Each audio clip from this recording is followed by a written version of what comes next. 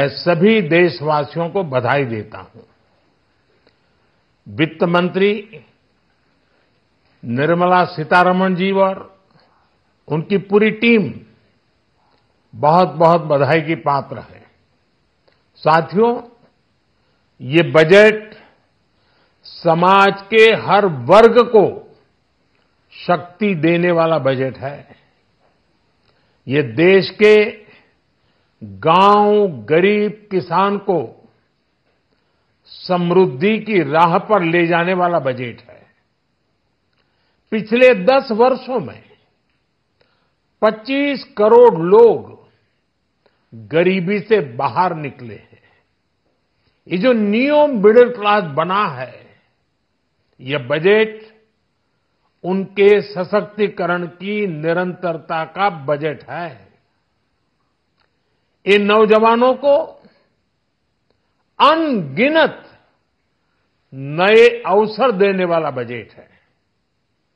इस बजट से शिक्षा और स्किल को नई स्केल मिलेगी। ये मिडिल क्लास को नई ताकत देने वाला बजट है।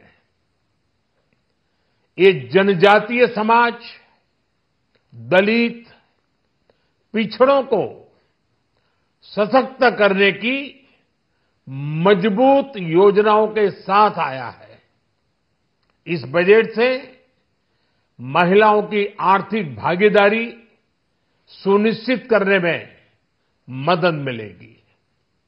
इस बजट से छोटे व्यापारियों, एमएसएमईज को, यानी कि लघु उद्योगों का, उसकी प्रगति का नया रास्ता मिलेगा। बजट में मैन्युफैक्चरिंग पर भी बल है, इंफ्रास्ट्रक्चर पर भी बल है। इससे आर्थिक विकास को नई गति मिलेगी और गति को भी निरंतरता मिलेगी। साथियों, रोजगार और स्वरोजगार के अभूतपूर्व अवसर बढ़, ये हमारी सरकार की पहचान रही है। आज का बजट इसे और सुदृढ़ करता है। देश और दुनिया ने पीएलआई स्कीम की सफलता देखी है। अब इस बजट में सरकार ने एम्प्लॉयमेंट लिंक्ड इंसेंटिव स्कीम की घोषणा की है। इससे देश में करोड़ों करोड़ों नए रोजगार बनेंगे। इस योजना के तहत जीवन में पहली नौकरी पाने वाले युवा की पहली तनख्वाह हमारी सरकार देगी।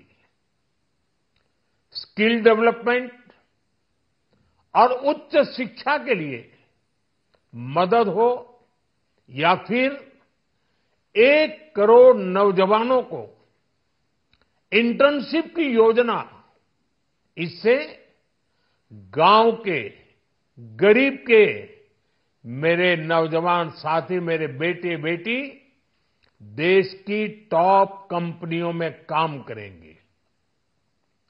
उनके सामने संभावनाओं के नए द्वार खुलेंगे। हमें हर शहर, हर गांव, हर घर एंटरप्रेन्योर्स बनाना है। इसी उद्देश्य से बिना गारंटी के मुद्रा लोन की लिमिट को 10 लाख से बढ़ाकर 20 लाख रुपए किया गया है। इससे छोटे कारोबारियों, विशेष रूप से महिलाओं, दलित, पिछड़े, आदिवासी परिवारों में स्वरोजगार को बल मिलेगा। साथियों, हम सब लोग मिलकर भारत को ग्लोबल मैन्युफैक्चरिंग हब बनाएंगे। देश का एमएसएमई सेक्टर मध्यम वर्ग से जुड़ा हुआ है। एक प्रकार से एमएसएमई सेक्टर की ओनरशिप मध्यम वर्ग है और इसी सेक्टर से गरीबों को ज्यादा से ज्यादा रोजगार भी मिलता है। छोटे उद्योगों की बड़ी ताकत, उस दिशा में हमारा अहम कदम है। इस बजट में एमएसएमईज के लिए ईज ऑफ क्रेडिट बढ़ाने वाली नई योजना का ऐलान किया गया है। मैन्युफैक्चरिंग और एक्सपोर्ट्स इकोसिस्टम को हर जिले तक ले जाने के लिए बजट में अहम घोषणा की गई है। ई कॉमर्स, एक्सपोर्ट हब्स और फूड क्वालिटी टेस्टिंग के लिए 100 यूनिट्स, ऐसे कदमों से वन डिस्ट्रिक्ट वन प्रोडक्ट अभियान को गति मिलेगी।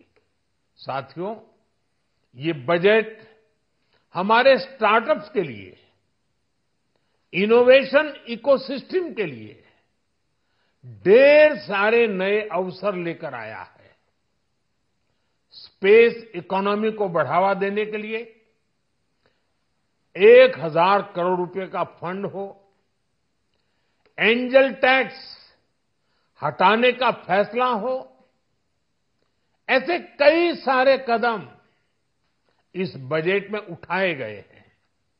साथियों, रिकॉर्ड हाई कैपेक्स इकोनॉमी का एक ड्राइविंग फोर्स बनेगा। 12 नए इंडस्ट्रियल नोड्स, देश में नए सैटेलाइट टाउन्स का विकास और 14 बड़े शहरों के लिए ट्रांजिट प्लान्स, इससे देश में नए इकोनॉमिक हब विकसित होंगे और बहुत बड़ी संख्या में नए रोजगार बनेंगे। साथियों, आज डिफेंस एक्सपोर्ट्स रिकॉर्ड स्तर पर है। इस बजट में डिफेंस सेक्टर को आत्मनिर्भर बनाने के लिए अनेक प्रावधान किए गए हैं। आज पूरी दुनिया में भारत के प्रति आकर्षण बढ़ा है और भारत में टूरिज्म के क्षेत्र में नई संभावनाएं बनी हैं। टूरिज्म क्षेत्र गरीब और मध्यम वर्ग के लिए कई अवसर लेके आता है। इस बजट में टूरिज्म क्षेत्र पर भी विशेष बल दिया गया है। साथियों, एनडीए सरकार ने पिछले 10 साल में ये सुनिश्चित किया है कि गरीब और मध्यम वर्ग को लगातार टैक्स से राहत मिलती रहे। इस बजट में भी इनकम टैक्स में कटौती और स्टैंडर्ड डिडक्शन में वृद्धि का फैसला लिया गया है। टीडीएस के नियमों को भी सरल किया गया है। इन कदमों से हर टैक्स पेयर को अतिरिक्त बचत होने वाली है। साथियों, देश के विकास के लिए भारत के पूर्वी क्षेत्र का संपूर्ण विकास पूर्वोदय के विजन द्वारा हमारे इस अभियान को नई गति, नई ऊर्जा मिलेगी। हम पूर्वी भारत में कई महत्वपूर्ण इंफ्रास्ट्रक्चर जैसे हाईवेज, वाटर प्रोजेक्ट्स और पावर प्रोजेक्ट्स का निर्माण कर विकास को नई गति देंगे। साथियों, इस बजट का एक बहुत बड़ा फोकस देश के किसान है। अन्न भंडारण के लिए दुनिया की सबसे बड़ी स्कीम के बाद अब हम वेजिटेबल प्रोडक्शन क्लस्टर्स बनाने जा रहे हैं। इससे एक और छोटे किसानों को फल, सब्जियों, अन्य उपज के लिए नए बाजार मिलेंगे, बेहतर दाम मिलेंगे, तो दूसरी ओर हमारे मध्यम वर्ग के लिए फल, सब्जियों की उपलब्धता बढ़ेगी और परिवार के लिए पोषण भी सुनिश्चित होगा। कृषि क्षेत्र में भारत का आत्मनिर्भर बनना समय की मांग है।